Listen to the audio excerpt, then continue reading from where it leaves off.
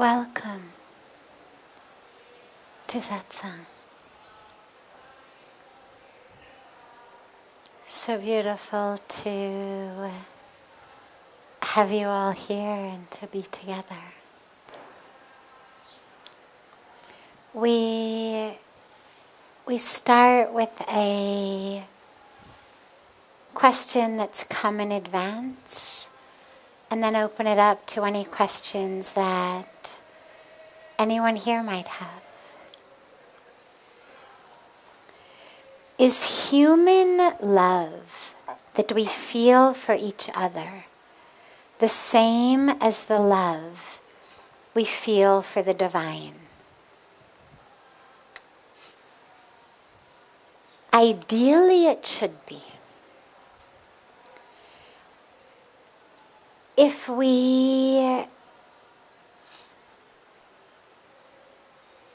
we are feeling real love, not love with the sprinkling of attachment, not love dipped in agenda and expectation, not love that's woven together with lust, but if what we're feeling is really love,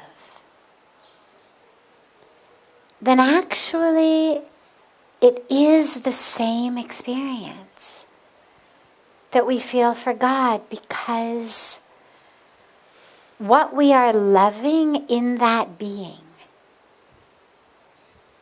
if it's free of attachment, free of expectation, free of lust, then what we are loving is the soul, the spirit, the essence of that being, which ultimately is God or the divine, or however you refer to that sacred presence, that presence of spirit. The problem for most of us is that love is not separate from the sprinkling of attachment and expectation. When we love someone, we want things from them. And there's also sort of a sense of entitlement. Like the longer you've loved someone, the more entitled you are to get things from them. We've been married so many years, I've loved you for this long, at least for God's sakes, you could show up on time. Right? I've given my entire life to you. At least for God's sakes, you could remember my birthday. So we've got this sense of an expectation and an entitlement, especially as the love goes for longer times.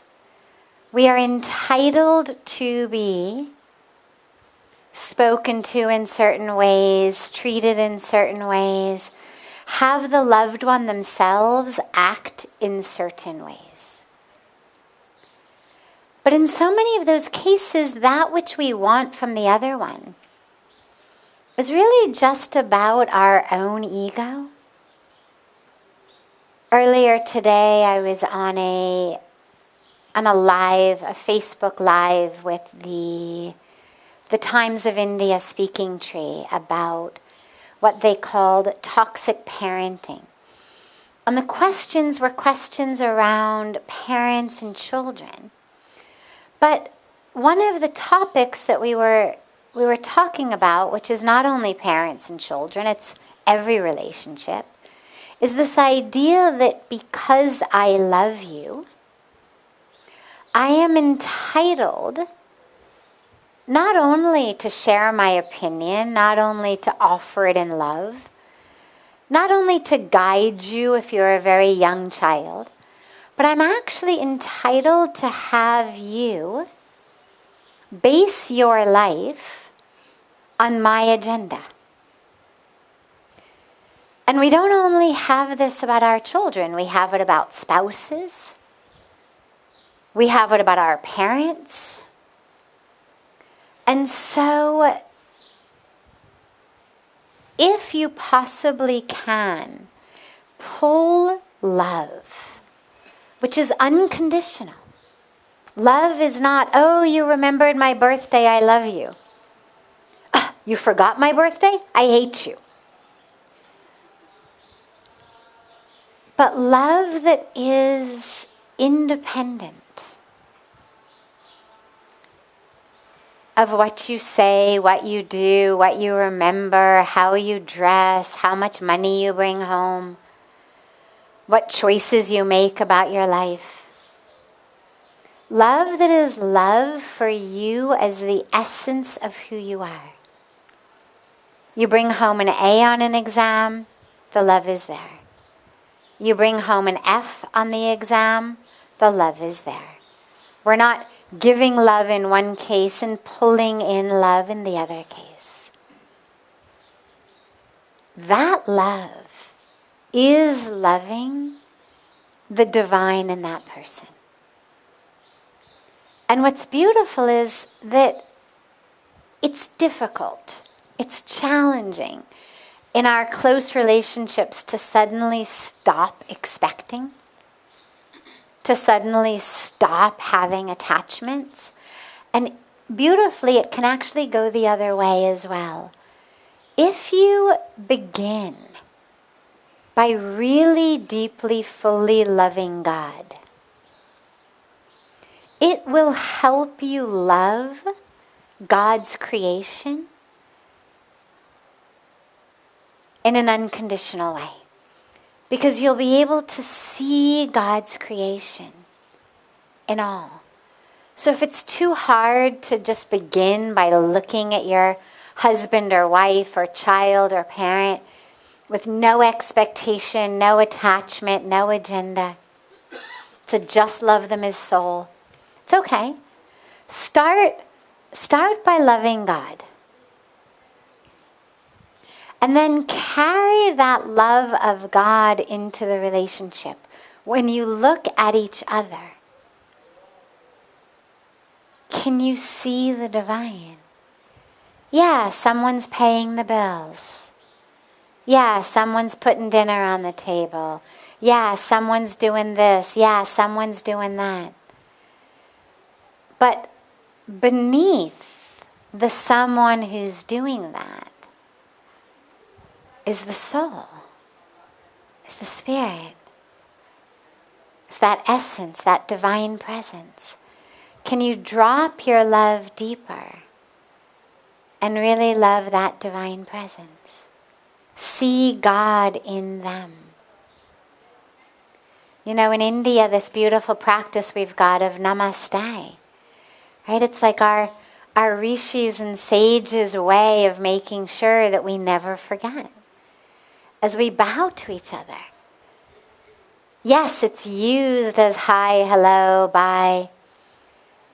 But that's not what it means. What it actually means is the divine in me is bowing to the divine in you. Which means that I've been given this beautiful opportunity to access the divine in me in order to love the divine in you.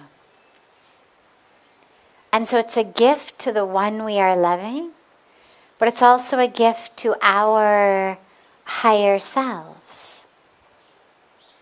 Because if I'm going to love your soul, your spirit, I have to come at it from my soul and spirit, from my deepest place. So begin either way. They're going to bring you to the same place.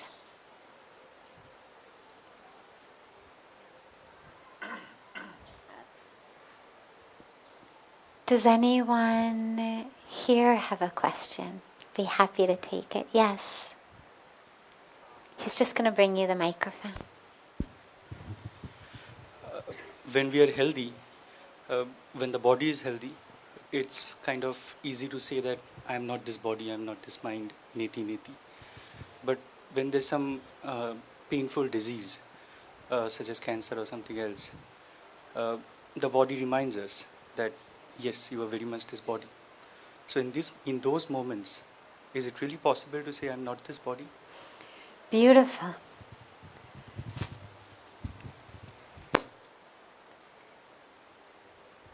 It's a lot easier, of course, to disassociate from the body when we're not noticing it, when it's healthy and doing its thing. Yeah, I'm not the body. But a lot harder when the body is constantly sending us reminders through pain, through difficulty. But yes, of course it's possible to remember you're not the body at those times. And interestingly, even though by God's beautiful grace I've never had that type of a life-threatening or excruciatingly painful situation, from what I've read and from what I've heard, it's actually those moments that it is easier to realize you're not the body. Because in those moments, if you can access pure consciousness, pure love, pure presence, even in the face of a part of your body sending all kinds of chemical signals of pain, if you're able to access something inside that is not that pain, then it becomes even easier actually to realize, oh yeah, there is pain happening over here. There is nausea over here. There is discomfort over here. And yet, I am the one who's aware of that. I am the one who's just this pure awareness. I am noticing. I'm not the pain. I'm noticing the pain. If I'm aware of the pain, it means I'm not the pain. Right? If I'm reading this paper, it means I'm not the paper. I'm the one who's reading it. If I am aware of the pain, well, then I'm not the pain. I'm the one who's aware. And it's at times like this when practices of mindfulness, of awareness, deep accepting, loving awareness for just what is okay. There is pain happening. There is nausea happening. There is discomfort happening. And I am the one aware of it. So it actually gives you that opportunity even more deeply to experience a place inside that is not the body.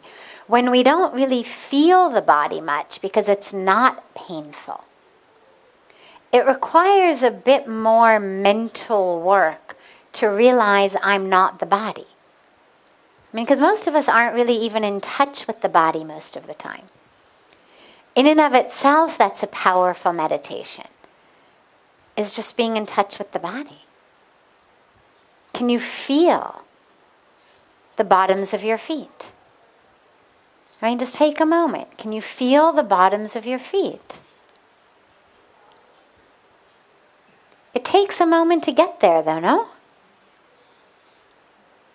But it's a beautiful practice, actually, because no matter what's going on in our life, in most cases, not all, but in most cases, the bottoms of our feet are still okay. Right? I may be upset. I may be hungry. I may be angry. I may be losing my money. I may be jealous. I may be resentful. I may be having so many experiences. I may be nauseous. I may be in pain. I may be fearful, stressed. But if I can just for a moment connect with the bottoms of my feet. In almost all cases, again, not everyone, but almost all, things are pretty okay on the bottom of our feet. And it's just a beautiful shift in awareness of like, all right, yeah, we're still okay there. But it takes several moments to even feel the bottom of your feet. So when intellectually we say, I am not my body, when the body isn't hurting, we may be saying it intellectually, but we may not actually be experiencing it. The only way to really experience it is, do you feel the body? Like, do you feel the bottoms of your feet? And then you realize, all right, I'm not the bottoms of my feet. I'm noticing them. I'm aware of them means I'm not them. But that takes its own special meditation. It's actually a lot easier said than done. My brain may be able to say I'm not the body. But I'm only able to really have that experience if I can first experience the body. Only then I know that I'm not it. I mean, if I'm not able to hold this paper in my hands and feel it and see it, and somebody just says to me, you're not the piece of paper. Well, I don't have any self-referenced experience to know that I'm not the paper until I can feel it as separate from myself. So interestingly, pain actually, while I would never wish it on anybody, when it arises, from what I've heard from those who have experienced it, is it actually arises as this very powerful catalyst into being aware that you're not the body, because the body is so present. It's constantly sending you signals. And yet, in the midst of it, if you are able to anchor in as the one who is aware, if you are able to experience love in your heart, if you're able to experience connection with God, well, you know, I am not the pain in my limbs or the pain in my abdomen. Yeah, it's severe, but it's not me. It's disruptive, but it's not me. I mean, think about sitting down on the banks of Ganga to meditate, okay? Just imagine you go to the banks of Ganga, you close your eyes to meditate. Now suddenly, someone comes over, a stranger, and sits in your lap. Or we've got all these beautifully friendly dogs. A dog comes and sits in your lap. Okay? It happens. I've had them come over when I'm doing talks outside. Now, it disrupts you. Somebody has come and sat in your lap. You're very aware. It's disrupted your meditation. But you're not going to suddenly start to think you are that person just because they've disrupted your meditation. You don't suddenly start to identify as the dog just because he will not let you meditate. In the same way, when pain comes as this disruptor in our lives, it doesn't mean that we need to suddenly identify as it. But it also doesn't mean that we're supposed to be able to just ignore it and push it away. I mean, I think we could all agree that if somebody came and plopped in your lap while you were meditating, especially if they started bouncing up and down, that you'd have a hard time meditating. But it's still not you. And so when pain arises, you recognize, yeah, this has disrupted my peace of mind. but it isn't me. And if I just give it a few minutes, you know what? Even with some random stranger bouncing up and down on my lap, I bet after a few minutes I really could find my way back into meditation. Even with this dog licking my fingers or my toes or whatever he's doing, I bet I could anchor myself back into meditation. And so in the same way, we recognize it, we see it. We don't try to push it away or pretend it's not there. But we realize we are not it. We are the one who is aware of it. And then we re-anchor back in that which we are.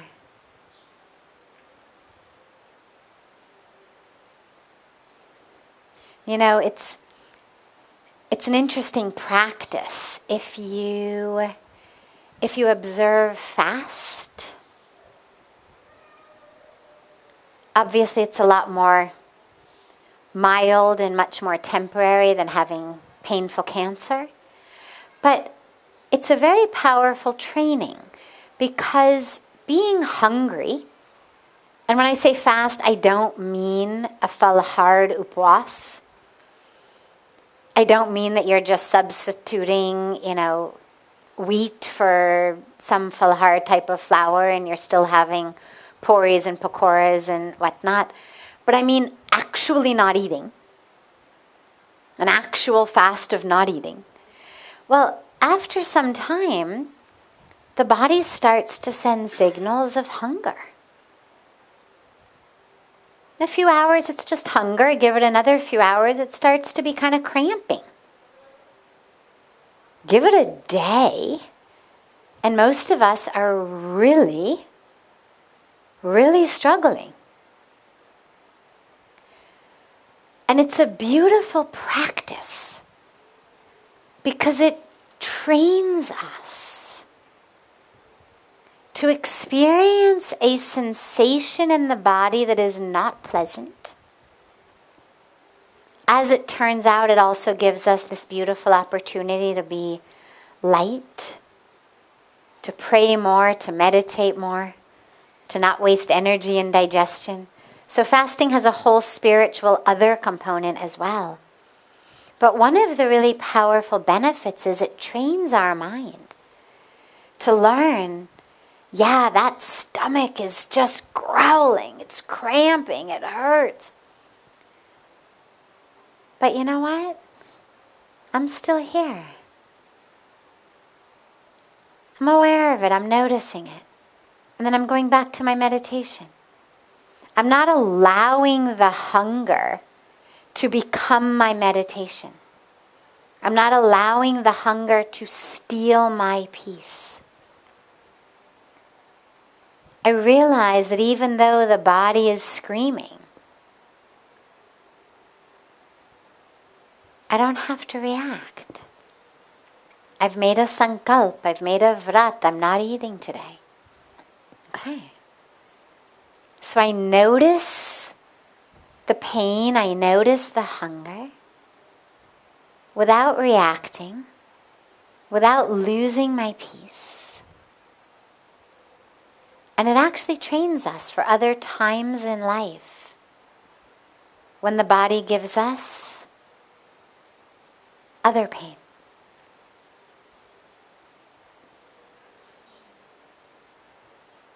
Yeah. Does anyone else have a question?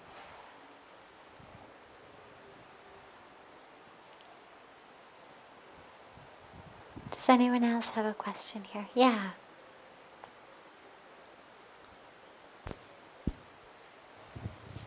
Namaste. My question is that in our everyday life, how can pregnant women influence their unborn child in a positive way? Not to direct the child to be someone that they want, just a positive influence so that child can achieve its full potential. Beautiful, beautiful question. So, it's not it's not only the pregnant mother, it's also the father, the other family members, everybody around is creating a huge influence on that unborn child.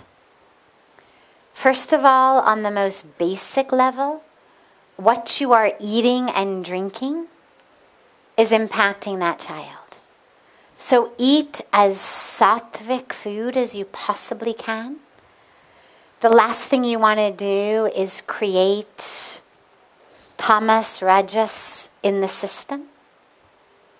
Eat as easily digestible sattvic food so that the child's body, you are literally creating the cells of your child's body through what you take in.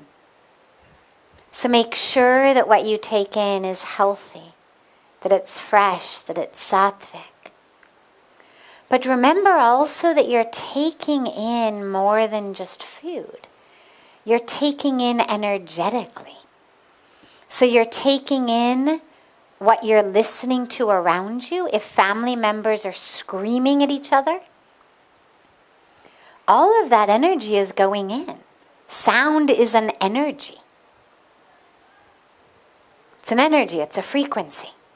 We process it as words, language, but it's actually waves. It's just an energy.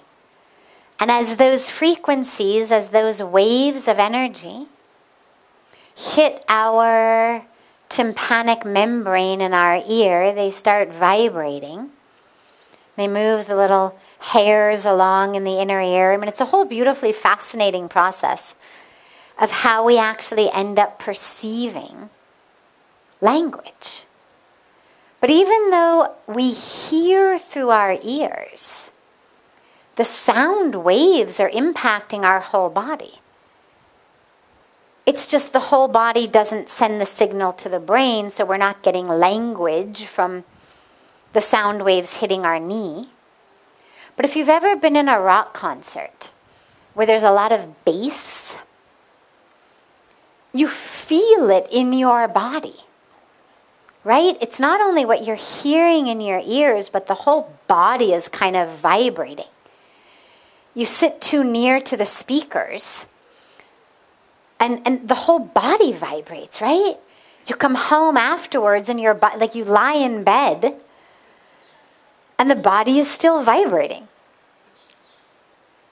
I don't go to rock concerts anymore, but sometimes we have during International Yoga Festival, we'll have big music concerts, and I'm in the front and the big speakers, and I'll lie down in the night to go to sleep, and my body is actually still physically vibrating.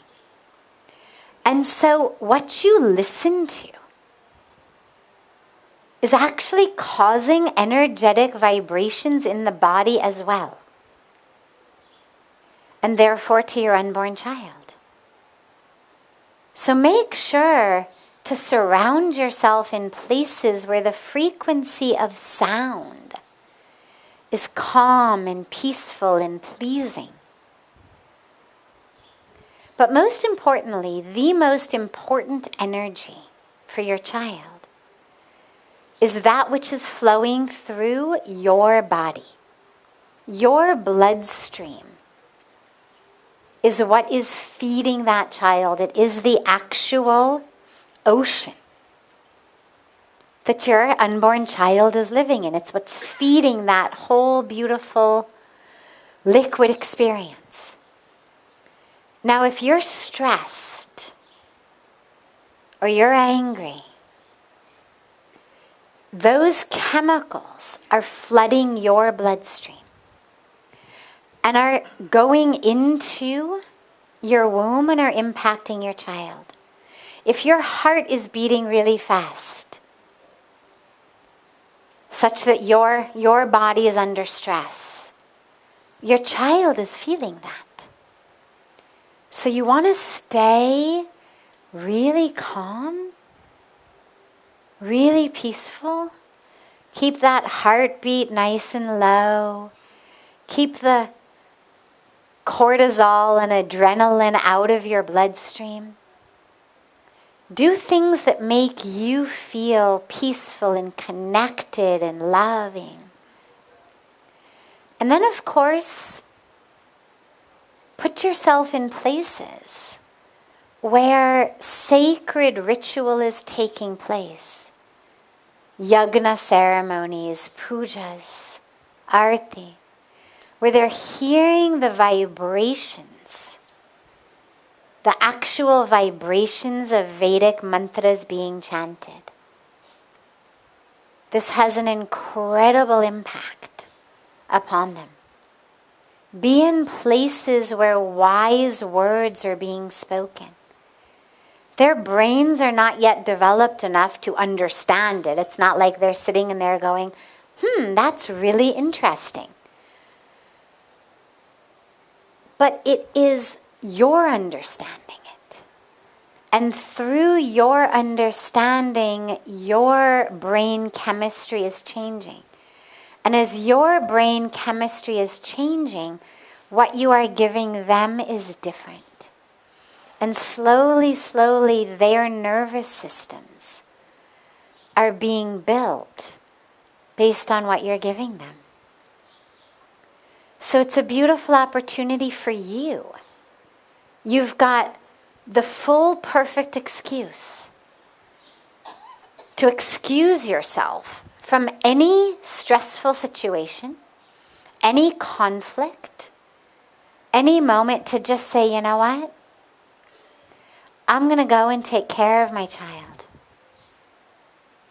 I can't be here because this is not good for my child. So think of it as a beautiful 9 months excuse. To excuse yourself from any situation that feels stressful to you. Any situation of conflict. Put yourself in situations, again, you've got a perfect excuse of calmness, of love, where you feel loved and nurtured and nourished. Surround yourself with people who love you, who support you. That experience that you have of being loved and nourished and nurtured is going to pass on to your child. That the world is a safe place. The world is a nourishing place. That it's safe to trust. So now you've got all of these months to create this perfect environment for you. For your child. So use it. I mean, it's just such a perfect excuse. Who's going to argue with you? Right? I mean, who's going to say, hell with your unborn child, you better sit here and listen to me yell at you? Nobody's going to say that. Everybody, bilkul, bilkul,